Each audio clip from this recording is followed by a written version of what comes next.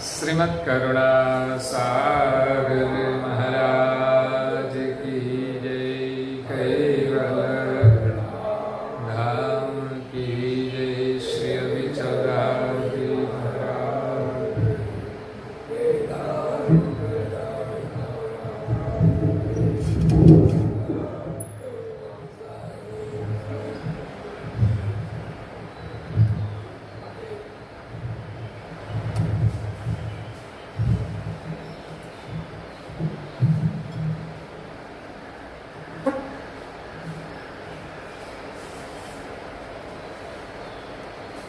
अचरत सागर ग्रंथ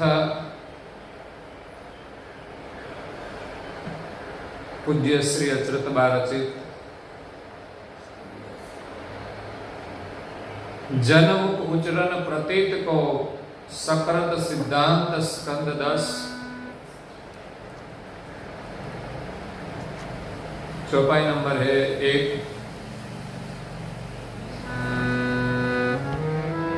और मुख से उच्चरण जय ताड़न शब्द तगाज जो सिंगल शिर फोर है परमुख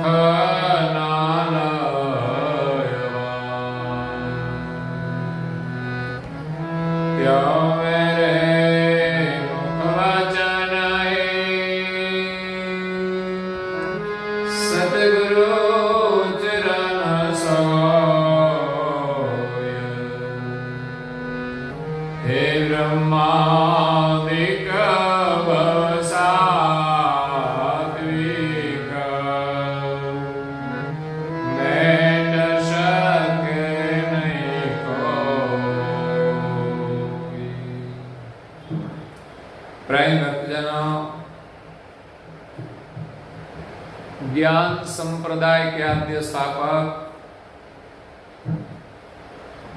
अनंत ब्रह्मांड के अधिपति विश्वनियंता सर्जनहार के परम विशेष अंश सकलता सिद्धांत का प्रतिपादन करने वाले महान समर्थ परम श्रेष्ठ परम विभूतिवान परम दयालु परम कृपा निधि अनंत अंशों के तारणहार कैवल धर्म धुरंधर कैवल वेत्ता सर्वज्ञ दिव्य परम गुरु श्रीमद करुणा सागर जी महाराज की कृपा पात्र परम गुरु की परम उपासक परम विदुषी परम पूज्य श्री अचरत बा परम गुरु श्रीमद करुणा सागर जी महाराज की कृपा से स्वरचित अचरत सागर ग्रंथ में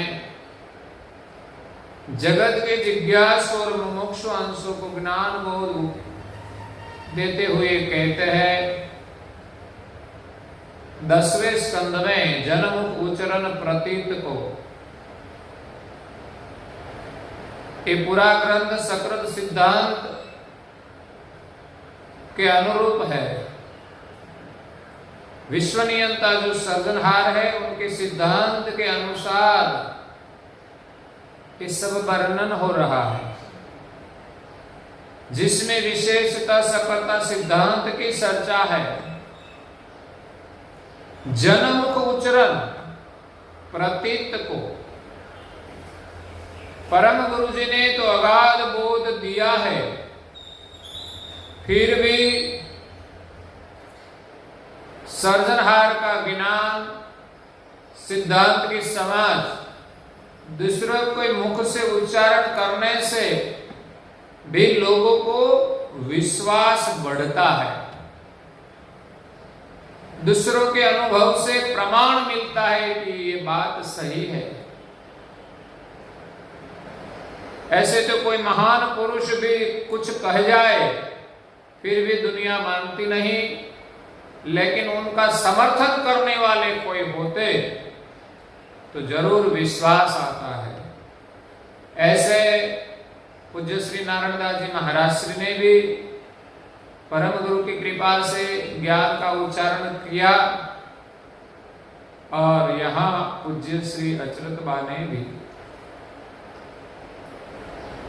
परम गुरु की कृपा से ज्ञान का बोध दिया है। पूज्य श्री नारायण दास जी महाराज तो उनके उत्तराधिकारी थे, वो परम ज्ञानी थे, संत थे, उनका तो प्रभाव होता ही है। लेकिन यहाँ पूज्य श्री अचरत बा गृहस्थाश्रम में रहने वाले थे। जब उनके मुख से ऐसा अनुभव का ज्ञान सुने तब लोगों को विश्वास निश्चित हो जाता है। तो यहाँ पूज्य श्री अचरत बा उनका विस्तार करके समझ देते हैं कि और मुख से बोलने से कैसे विश्वास आता है, और मुख के उच्चारण जही ताड़न शब्द तगाज। दूसरों के मुख से जब उच्चार होता है तब आवाज की गर्जना बढ़ जाती है, तगाज, उसको ताकत मिलती है। ताड़न शब्द, ताड़न शब्द जो होता है दूसरों को जब कोई शिक्षा के रूप में कहते हैं, अगर तो ताड़न ऊंचे आवाज से कहते हैं तो ताड़न कहते हैं। जब छोटा बच्चा कुछ गलती करता है तो उसके माता उनको जो कहते हैं ताड़न के रूप में कहती है, जब नहीं मानता तब। वैसे ही यहाँ परमुख से जब उच्चार करते हैं तो उनका आवाज बढ़ जाता है, उनका प्रभाव बढ़ जाता है। जिसको सुनाई न देता हो, कम सुनाई देता हो, उनको भी सुनाई देता है। ऐसा शब्द का उच्चारण और मुख से होता है। दृष्टांत दिया है, जो सिंगन सिर फोर ही परमुख नाल आवाज। वाजित्र भिन्न भिन्न प्रकार के होते हैं, सिंह, तुरई आदि। ऐसे एक वाजित्र है जिसमें से कोई इंसान अपना आवाज निकालते हैं तो अपने आवाज से वो आवाज बड़ी हो जाती है। मूल अपनी आवाज तो होती है, लेकिन और किसी माध्यम से जब हम आवाज करें, जैसे माइक्रोफोन है, बिना माइक्रोफोन आवाज कम आती है, बुजुर्गों को सुनाई नहीं देता। सही है,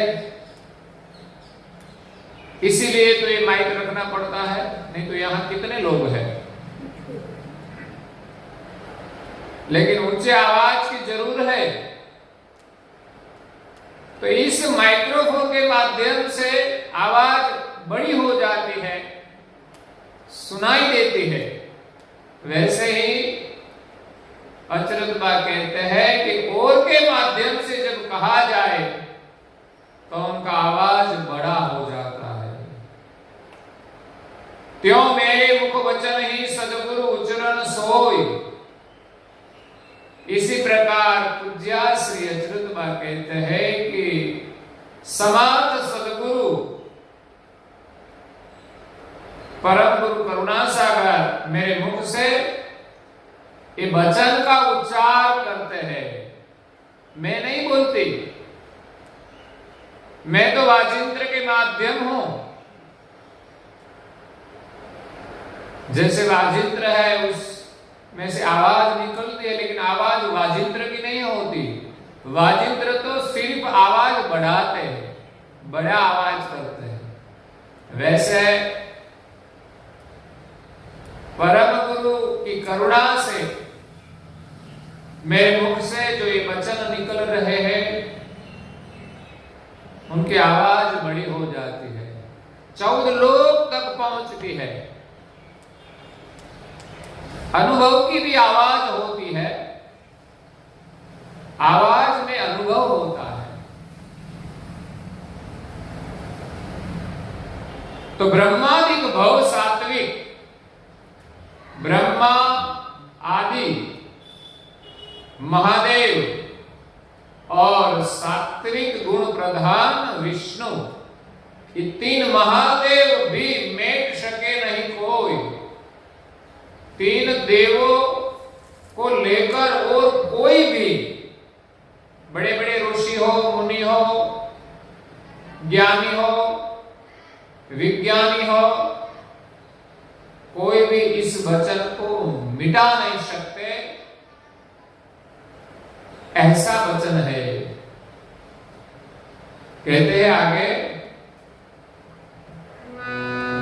हे मेट नहीं यही वचन को कहो, सुन पुनहि अभिप्राय, ये सरस अधिक एक से इष्ट भेद कहो न्याय, सकल देव शिर गुण त्रिय, गुण शिर प्रकृति पुरेश, प्रकृति पुरुष शिर ब्रह्म ही, व्यापक सकल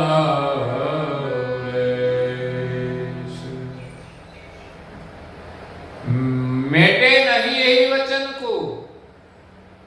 अचरतबा कहते हैं कि मेरे मुख से परम गुरु जो उच्चारण कर रहे हैं वो कोई नहीं मिटा सकते। उनका क्या अभिप्राय है आप बताइए। सरल अधिक एक एक से इष्ट भेद कहो न्याय। इस संसार में जो जो इष्ट देव है उनका भेद सरलता से अधिक एकन से एक से दूसरा जो अधिक शक्तिवान है, अधिक गतिवान है, अधिक विभूतिवान है, उनका मैं भेद बताती हूं न्यायपूर्वक। इसीलिए कोई मिटा नहीं सकते मेरे मुख से निकले हुए वचन को। ऐसा नहीं कि हम सबको परमेश्वर मान ले, ऐसा कहे तो कोई मानेगा नहीं। इस दुनिया में सबका भिन्न भिन्न मत है, अपने मत को मानते हैं, दूसरे को नहीं। लेकिन पूज्य श्री अचरत भाई ऐसा न्याय युक्त वचन कहते हैं, इष्ट का भेद समझाते हैं। संसार में जो जो इष्ट की स्थापना हुई है, उपासना होती है, आराधना होती है, उनका भेद समझाते हैं। सकल देव सिर गुण त्रिय। इस ब्रह्मांड में अनेक देवताएं हैं। ऐसे हिंदू शास्त्र में कहा जाता है कि 33 करोड़ देव है, 9 करोड़ देवियां है और उनकी पूजा भी होती है। तो सकल देव शिव, ऐसे जो कहा जाए तो हमारे शरीर में जो तत्व के रूप में विद्यमान है वो सब देव ब्रह्मांड में है। उतने देव ही बड़े हैं, बाकी तो सामान्य विभूतियां है देव के रूप में। लेकिन सभी प्रकार के जो देव हैं उनके सिर पर 3 बड़े देव हैं जिनको सारी दुनिया जानती है। शायद और मत पंथ वाले माने या न माने, क्योंकि हर एक संप्रदाय के मत और ज्ञान भिन्न भिन्न है। ऐसे ब्रह्मा विष्णु महादेव 3 बड़े देव है। उनका वर्णन शायद क्रिश्चियन में हो या न हो, मुसलमान में हो या न हो, पारसी में हो या न हो, लेकिन पूरा ब्रह्मांड का संचालन ये 3 गुण से ही हो रहा है। उसको कोई मना नहीं कर सकते। ब्रह्मा के रूप में माने कि न माने, विष्णु के रूप में माने कि न माने, शिव के रूप में माने कि न माने, लेकिन रजोगुण, तमोगुण और सत्वगुण ये 3 गुण बड़े देव है। उसको तो मना ही नहीं कर सकते कि रजोगुण से सृष्टि चल रही है, सत्वगुण से सब कार्य हो रहा है और तमोगुण से भी उनका कार्य होता है। उनको मना नहीं कर सकते। 3 गुण के सिर पर प्रकृति है। तीनों देव प्रकृति के अधीन ये सब काम कर रहे हैं। तीनों गुण में प्रकृति प्रधान है। रजोगुण प्रधान ब्रह्मा की प्रकृति रजोगुण है, तो वो रजोगुण के अनुसार काम करेगा, रजोगुण की प्रकृति के अनुसार। विष्णु की प्रकृति सत्वगुण प्रधान है, तो वो प्रकृति के अधीन काम करेगा। शिव की प्रकृति तमोगुण की है, इसलिए वो तमोगुण की प्रकृति के अधीन योग करता है और विनाश का कार्य भी करता है।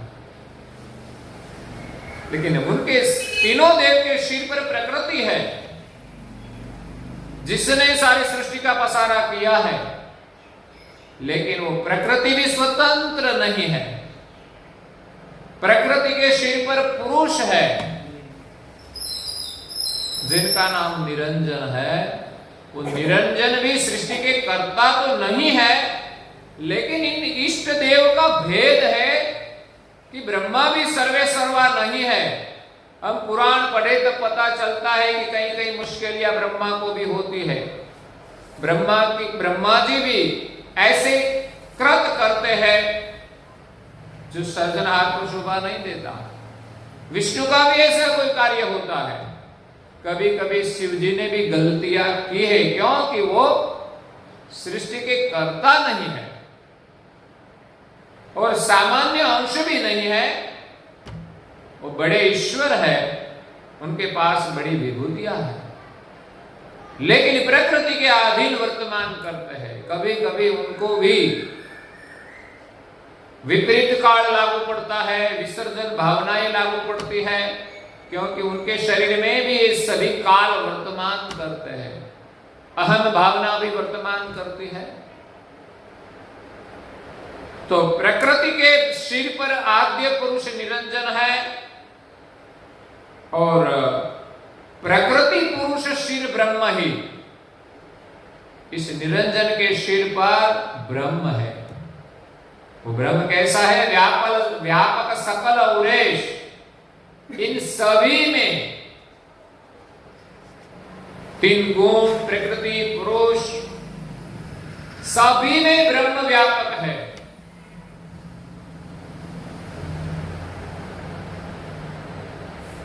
तो ये इष्ट का भेद बताया। ब्रह्म भी अलग है, 3 देव भी अलग है, प्रकृति भी अलग है, निरंजन भी अलग है। लेकिन बिना अनुभव लोग कह देते हैं कि सब रूप ब्रह्म रूप है,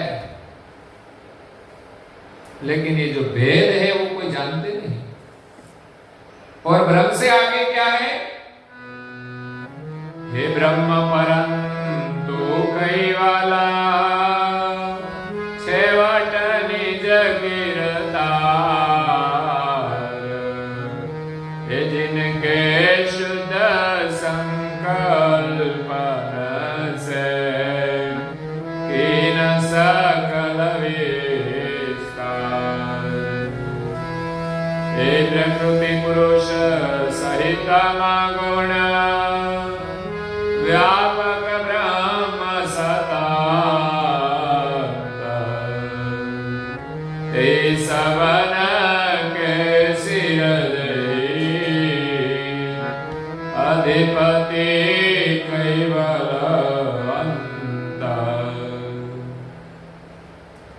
सिद्धांत की समझ दी है पर मुख से उच्चारण से विश्वास तो आता है। क्यों? इस वाणी में सकर्ता सिद्धांत का वर्णन है, सभी इष्ट देवों का न्याय से वर्णन किया है। ऐसा नहीं कि सबको एक मान ले। बाकी तो ऐसा कहा जाता है कि 3 देव है, ब्रह्मा विष्णु और महादेव। तीनों देव अलग अलग है, उनकी प्रकृति के अनुसार काम करते हैं। वो सर्वे सर्वा नहीं है, उनके शरीर पर प्रकृति है, वो प्रकृति के अधीन ही वर्तमान करते हैं। फिर भी संसार में, पुराणों में क्या माना है कि शिव विष्णु की आराधना करते हैं, विष्णु शिव की आराधना करते हैं। ये तो गड़बड़ वाली बात है, क्योंकि जो जिसकी आराधना करे वो उनकी आराधना नहीं कर सकते, उनके इष्ट नहीं हो सकते। इष्ट एक ही होता है। ऐसा नहीं कि शिष्य गुरु को प्रणाम करे तो गुरु उनको प्रणाम कर दे, एक ब्रह्म मानकर। लेकिन वो दोनों अलग है। उनका कोई इष्ट है, उनको दोनों को प्रणाम करना चाहिए। उनके शरीर पर प्रकृति है, उनके शरीर पर ब्रह्म है, और ब्रह्म के पार अंत में कैवल छेवट निज कीर्तार, जो अंत में है वो निज कीर्तार है, जिनके शुद्ध संकल्पन से किन सकल विस्तार। ब्रह्म की पार, ब्रह्म के कारण रूप कैवल है, जो सृष्टि के अंत में है। छेवट के छेवट जेहि सब धरता धरना, सब अंतन के अंत ही सब करता करना। सब अंत जब हो जाए तब अंत में जो रहते हैं वो सब करने वाला करतार है। छेवट के छेवट जेहि, वो सब के अंत में है। सब धरता धरना, सबको धारण करने वाला है वो सेवट निज कीर्तार। वो अंत ब्रह्म के कारण रूप ब्रह्म प्रकाश है, उनके प्रकाशक जो है वो सर्जनहार, जो एक देशी है, व्यापक नहीं है। व्यापक उनका प्रकाश है, प्रकाश सर्वदेशी है, और प्रकाशक एक देशी है, वो अपने स्थान पर अचल है। उनका प्रकाश जो तरफ फैला हुआ है, और इन ब्रह्म रूप प्रकाश में सर्जनहार ने अपने शुद्ध संकल्प से सृष्टि का विस्तार किया है। इसमें सबसे पहले आद्य पुरुष निरंजन की उत्पत्ति हुई, और निरंजन से प्रकृति, और प्रकृति से 3 गुण, और इन 5 देवों से सारी सृष्टि का विस्तार हुआ है। तो इन देवों जो इष्ट है उनका न्याय पूज्य श्री अचरत बा ने यहां बताया है। प्रकृति पुरुष सहितम गुण, प्रकृति पुरुष और गुण के साथ व्यापक ब्रह्म सतन, उन सभी में ब्रह्म व्यापक है ही। तेहि सबन के शिर जेहि, उन सभी के सिर पर 3 देव, प्रकृति, निरंजन और पूरे ब्रह्मांड में जो ब्रह्म व्यापक है, उनके सिर पर अधिपति कैवल अंत में एक अधिपति विश्व नियंता सर्जनहार कैवल है। सर्जन पूज्य श्री अचरत बा ने यहां उसका विशेषण दिया है कैवल। परम गुरु जी ने अचरत बा के माध्यम से उनकी पहचान की है कैवल। कैवल का मतलब होता है केवल नहीं, केवल और कैवल में फर्क है। केवल का अर्थ होता है फक्त, एक, सिर्फ। लेकिन कैवल जिसमें कोई वल नहीं है, वल के रहित जो है, इसलिए उसको संज्ञा दी है कि जो सर्जनहार है वो कैवल है, जिसमें वल नहीं। आगे पूज्य श्री अच्युत बा कहते हैं, तेहि पति और तिनके जना उभय करन प्रतिपाल, पुन मेटे तेहि वचन को, ये जिनके सकल यारा, अगम यथा के थाहि करन परम गुरु जान, हे परमुख प्रतीत बढ़ावन, हे मम गत उचरे आन। तेहि पति और तिनके जन। आगे जो पूज्य श्री अच्युत पीछे जो बताया कि 3 गुण प्रकृति पुरुष ब्रह्म सबके सिर पर जो सर्जनहार है, वो सर्जनहार और उनके सब अंश ब्रह्मा विष्णु महेश शक्ति निरंजन सभी उनके अंश है। और इस मृत्यु लोक में 84 लाख प्रकार के जो शरीर है, उसमें जो वर्तमान करते हैं वो भी उनके अंश है।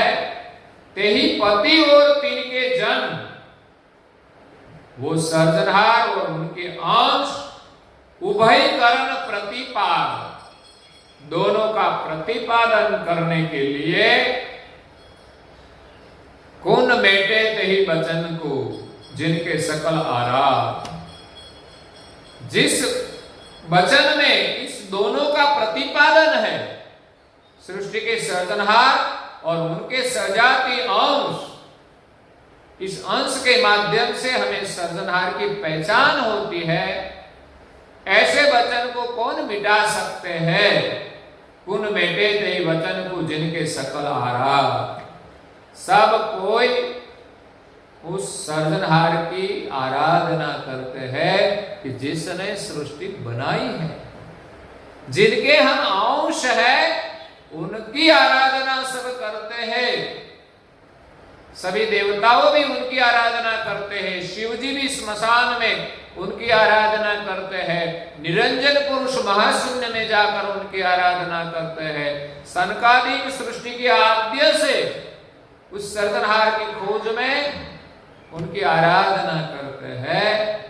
ऐसे निज पति और उनके अंश का जो लक्ष्य ज्ञान है, उनको कौन मिटा सकते हैं? अगम अथाह के था ही, जो सर्जनहार अगम था और अथाह है, उनका था, उनका ज्ञान करण परम गुरु जान, उनकी जान देने के लिए परम गुरु विश्व में प्रकट हुए हैं। जो अथाह था, जिसका कोई था नहीं, जिसकी कोई पहचान नहीं कर पाते, उनकी पहचान, उनका था परम गुरु ने बताया है कि परमुख प्रतीत बढ़ावन। परम गुरु ने तो इस विश्व में सकलता सिद्धांत का स्थापन किया, गुरु गादी का स्थापन किया, परंपरा का स्थापन किया, पंचदश धर्म ग्रंथों की रचना भी की।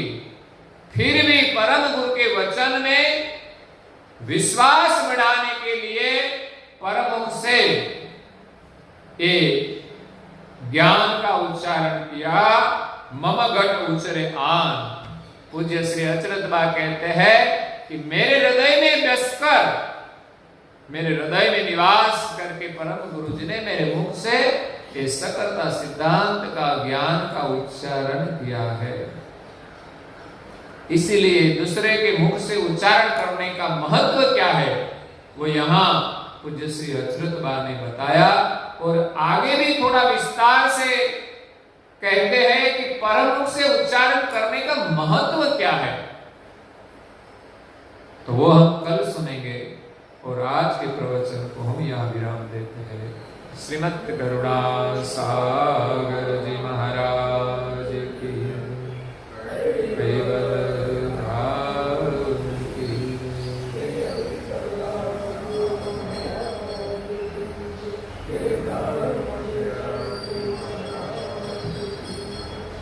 सत केवल साहेब